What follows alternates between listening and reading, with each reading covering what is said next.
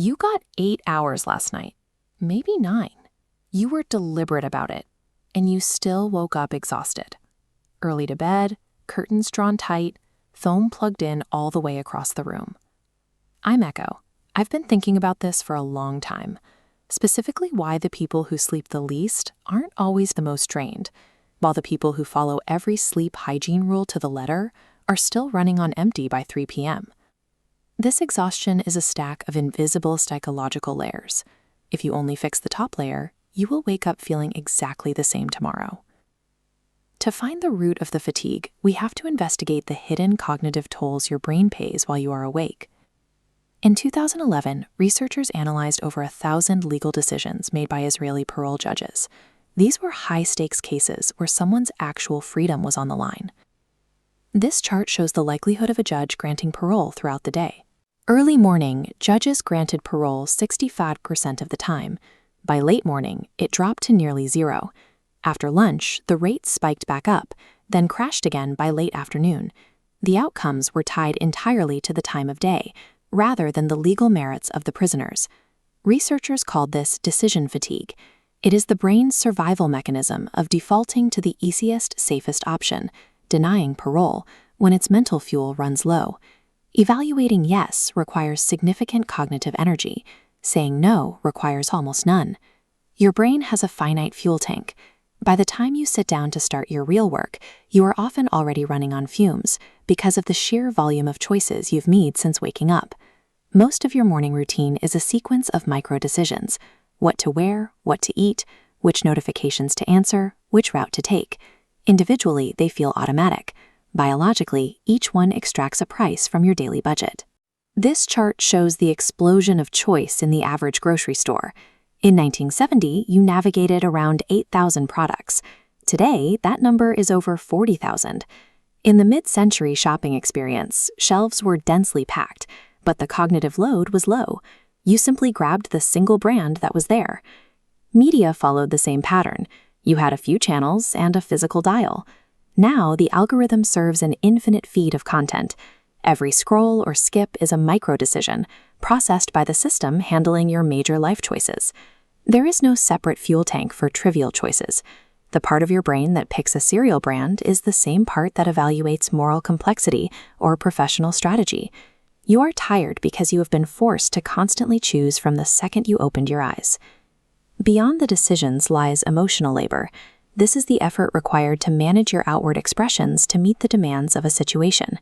We perform okayness as a social baseline, smiling when we're frustrated or sounding interested when we're bored. It is the act of folding away your actual state to present the acceptable version.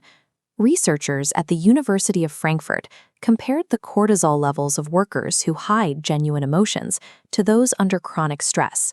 Cortisol is the body's primary hormone for managing high-pressure, threatening situations. As this chart shows, the biological signature of emotional suppression is indistinguishable from the signature of chronic stress. Your body registers the effort of faking a smile as a sustained physiological threat. This performance is a physiological drain. Your body treats the act of maintaining a social mask as an ongoing emergency. Consider how many different versions of yourself you performed yesterday. The filtered version for work, the agreeable version for social settings, the fine version for your family. Character work is inherently exhausting. Professional actors describe physical hangovers after intense roles because the body doesn't distinguish between a performance on a stage and a performance in a meeting. When most of your day is spent managing these various characters, you are left with no time to simply be your actual self. The fatigue you feel is the biological price of these sustained performances. You are depleted because you have been on for 16 hours straight. These are the first 2 layers, but the ones that lie deeper are more disturbing. Part 2 continues now. Your daily energy is siphoned off by the hundreds of micro-decisions you make before noon and the distinct versions of yourself you perform for everyone around you. Personality psychologist Brian Little mapped this through free trait theory, the study of how we routinely act against our biological traits like an introvert leading a crowded meeting, to achieve a specific goal. You can sustain these out-of-character performances for long stretches, but the biological cost must be repaid through what Little calls restorative niches. When these niches are missing, you develop personality fatigue. This is the specific drain of playing a character instead of simply existing as yourself. Without an unmonitored space to drop the act, your daily personas wear you down in ways that physical rest cannot reach. Look at your own day and try to find the space where nobody is watching and your performance actually goes offline. For most of us, those spaces have been swallowed up. The quiet of a morning commute now belongs to a podcast, and the silence of the bedroom is filled with the infinite feed of other people's lives. With nowhere left to set the character down, you carry the curated version of yourself straight into sleep, essentially remaining in costume throughout the night. Because true isolation has been erased from the routine, your nervous system never stops managing the performance, which prevents the deep recovery you need. This continuous drain creates misalignment fatigue, a constant subtle pull off-center that weighs on your daily life. Imagine pushing a shopping cart with one bent wheel. You still get down the aisle, but every single step requires an automatic, continuous physical correction just to keep the cart moving straight. This mechanical resistance mirrors the emotional friction of an unfulfilling career. You commute to a job that points in a different direction than the things you actually care about. Walking through those doors every morning creates a 5-degree resistance. By mid-afternoon, that invisible cost has compounded into a wall of exhaustion. Misalignment drains you because the correction is small, automatic, and never-ending, making it harder to identify than an acute crisis.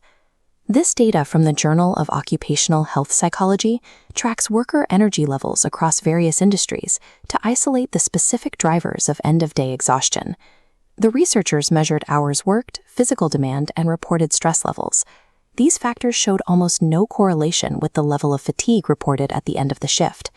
Meaninglessness was the dominant statistical predictor of exhaustion, outweighing every other variable the study tracked. This data reflects your physiology. Meaningful work lowers cortisol levels and speeds up recovery, while meaningless tasks actively deplete the nervous system.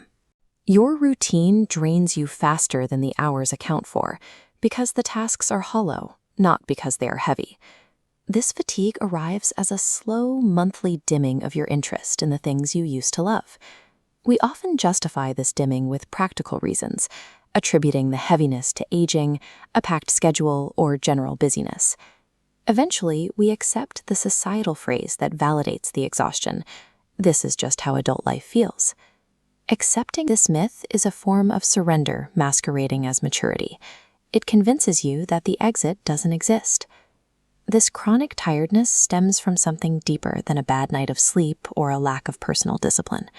It is the result of maintaining unfelt emotions in spaces that don't restore you, while working toward goals that do not belong to you. Sleep clears physical waste from your brain and repairs your tissue, but it cannot restore existential meaning while you are unconscious. This exhaustion is a piece of biological information trying to break through the fog of your routine. Recall a specific moment where you were totally, unguardedly absorbed in something and lost all track of time. In that moment, your brain felt clear, your body felt light, and no performance was required. This state is alignment, a window where the nervous system is finally free of invisible microcorrections. The answer to why you are tired is not hidden in sleep data or optimization hacks. Moving past this exhaustion requires radical honesty. You have to measure the distance between those moments of alignment and the rest of your daily life.